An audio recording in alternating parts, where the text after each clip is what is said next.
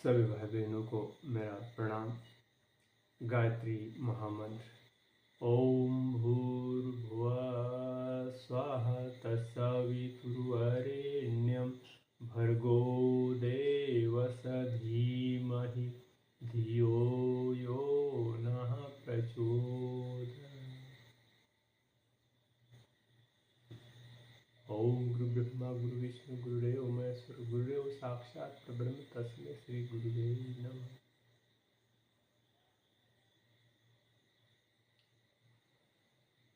भाई बहनों, योग साधना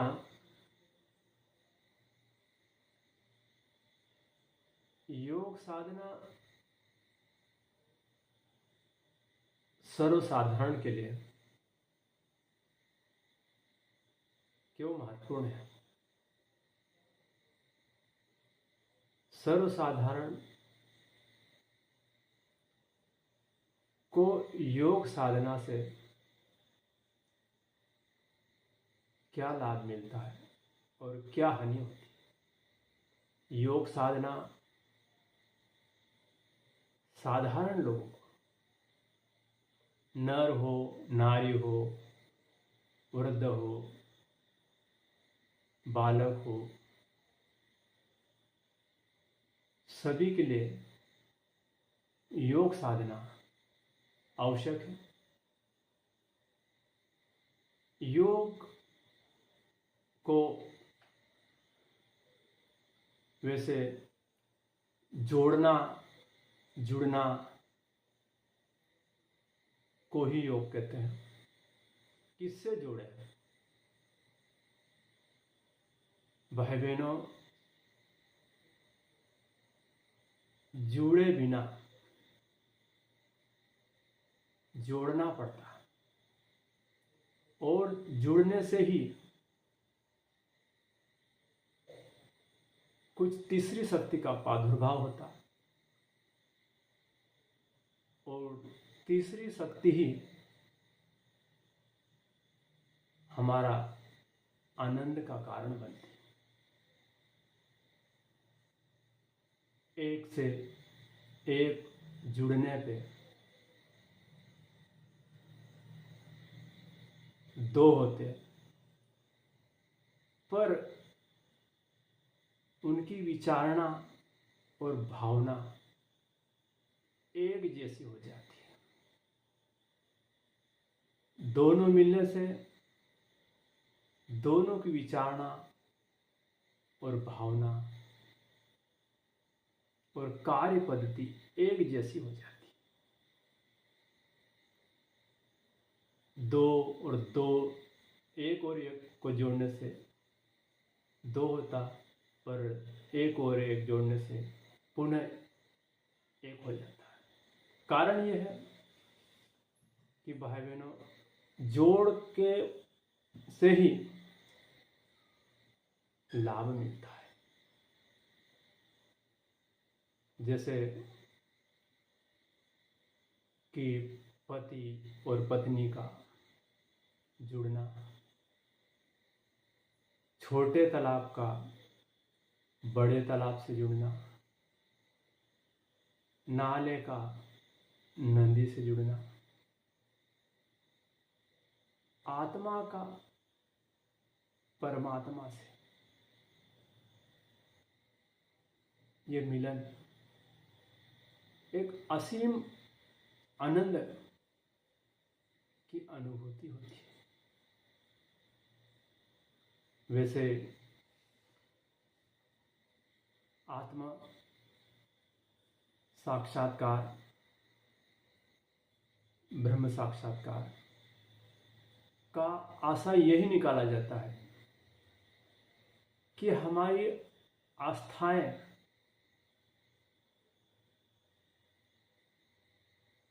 देव स्तर की दिखने लगे, निष्कर्षता, लालसा, लिप्सा, अहंता, ये जो निकृष्ट प्रवृत्ति को जो व्यक्ति भूल के उत्कृष्टता को धारण कर लेता है, एक सीमित दायरे को छोड़ के असीम में चला जाता है, और असीम में जो आनंद की अनुभूति होती है वो अखंडानंद की अनुभूति कहते हैं। जुड़ना एक संसार से जुड़ना एक जोड़ है। पति पत्नी का जो जुड़ना एक आनंद की अनुभूति है। यदि पति और पत्नी जुड़ेंगे नहीं, एकांगी रहेंगे, तो वो आनंद का अनुभूति नहीं हो पाए। उसी प्रकार हमारी आत्मा का परमात्मा से जुड़ना बहुत जरूरी है। कारण क्या है कि आत्मा परमात्मा से जुड़ने से जो लाभ होता वो अखंडानंद होता। वो जोड़ नहीं होने के कारण व्यक्ति दुखी, असहाय, असंतोष और उद्विग्न रहता। जैसे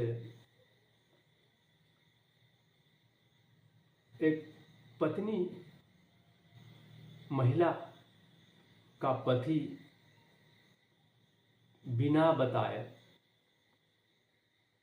घर से चला जाए, पत्नी के पास संपदा है, सुंदर वस्त्र है, बढ़िया मकान है, बढ़िया गाड़ी है, सब कुछ साधन सुविधा है, और खाने के लिए भी पर्याप्त मात्रा में साधन सुविधा है,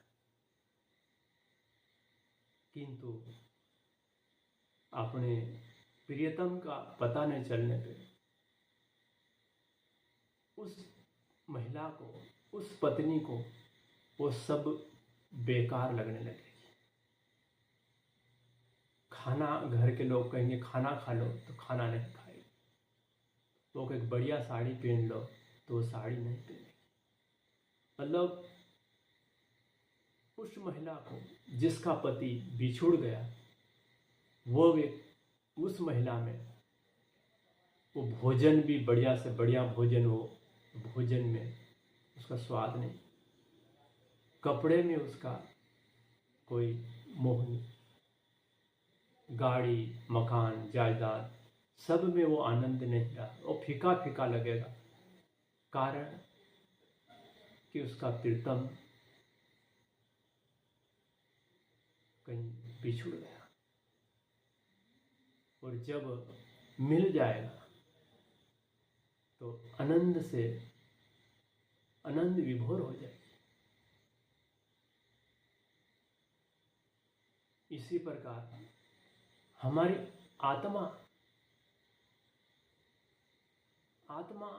का परमात्मा से मिलन, परमात्मा से मिलन अर्थात हमारी आस्थाएं उत्कृष्ट स्तर की हो,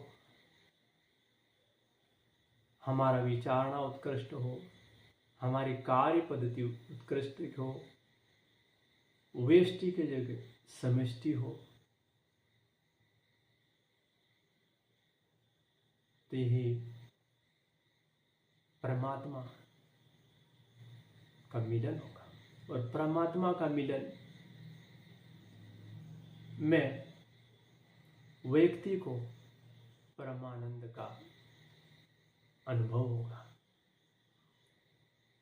स्थूल शरीर में तृप्ति, सूक्ष्म शरीर में तुष्टि, और कारण शरीर में शांति। तुष्टि तृप्ति और शांति। स्थूल जगत में तृप्ति मिलेगी, मन क्षेत्र में उसको तुष्टि मिलेगी और अंतःकरण में शांति मिलेगी। परमात्मा में अपने को लगा देना, अपने मन और मस्तिष्क को खोए रखना ही परम साक्षात्कार है। उत्कृष्टता की ओर अहंता को त्यागना पड़ेगा, अहंकार को त्यागना पड़ेगा। निष्ठता व्यक्ति को दुख का कारण बनता। योग साधना का आशा यही है कि ज्ञान अर्थात सद्ज्ञान,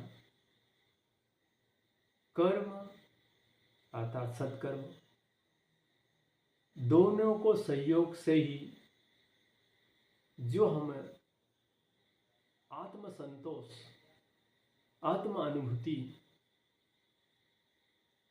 दोनों को जुड़ने से होगी। भाई बहनों, यदि ज्ञान तो है पर उस ज्ञान को यदि सद कार्य में नियोजित नहीं किया तो वो हमें आत्मसंतोष, तृप्ति और तुष्टि का, आनंद का अनुभूति नहीं होगी। कारण क्या है कि सद्ज्ञान को हमने सत्कर्म में नियोजित नहीं किया। ये सद्ज्ञान और सत्कर्मों को दोनों को एक मिला के एक रूप करके कार्य करना पड़ेगा। यदि सत्कर्म व्यक्ति करता रहा किंतु सद्ज्ञान का अभाव होगा तो अधूरा रहेगा। एकांगी दोनों का सहयोग से ही पूर्णता होती है। मानव में जो अंधविश्वास, अरूढ़िवाद, अवांछनीयता, अंधविश्वास में जो मनुष्य में जो अज्ञानता फैली हुई, यह सद्ज्ञान के ही द्वारा और सद्ज्ञान में सत्कर्म को नियोजित करना पड़े। योग साधना से हमें यह शिक्षा मिलती कि एक से एक को जोड़ना रहता। यदि नाला नदी में नहीं मिलेगा तो नाला अपना अस्तित्व खत्म कर लेगा, नाला सूख जाएगा, नाले में कीड़े बदबू आने लगेगी। ये नाले अपना अस्तित्व खत्म कर लेगा और नदी में पहुंचने पे अपना विस्तार कर लेगा। बड़ा तालाब से छोटा तालाब का नाली के माध्यम से यदि उसका कनेक्शन कर दिया जाए तो छोटे तालाब में बड़े तालाब की समतुल्य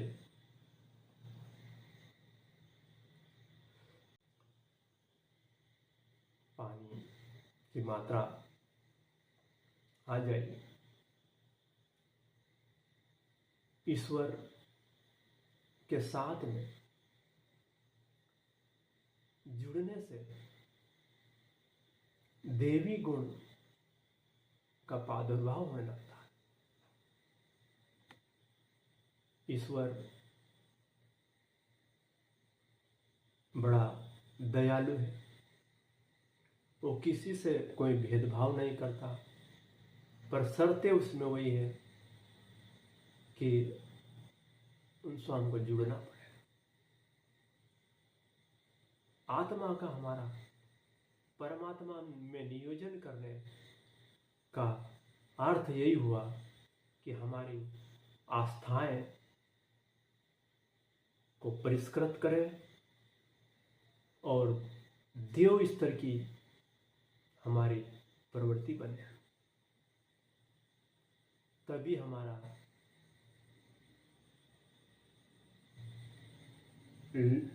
कल्याण इसी में छिपा हुआ है। यदि हमने भगवान को चिड़ी मार जैसा समझ लिया तो ये हमारी नादानी है। चिड़ी मार की एक कथा थी कि चिड़ी पकड़ने वाले, चिड़ियाँ पकड़ने वाले थोड़े से दाने डाल देते हैं और थोड़े से दाने में वो चिड़िया उस लालच में फंस जाती है और वही चिड़िया अपने प्राण गंवा देती। भाई बहनों, भगवान को हम बेवकूफ़ नहीं बना सकते। बेवकूफ़ भगवान नहीं बन सकता कि 4 दाने डाल दो और भगवान हमारे बस में हो जाए और भगवान हमारी मनोकामनाएं पूरी करता है। हमें शेख चिल्ली जैसी हमारी मनोभूमि को हटाना पड़ेगा। यदि हम कल्पना विचारणा करते रहें, कल्पना करना चाहिए, विचारणा करना चाहिए, पर उच्च स्तर की करना चाहिए और उसी स्तर का कर्म करना पड़ेगा, उसी विस्तार का हमारे भाव संवेदना बनाना पड़ेगा। सृष्टि से हमको जुड़ना पड़ेगा। व्यष्टि एक सीमित दायरा से असीम में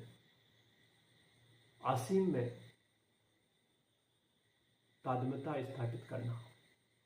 योग साधना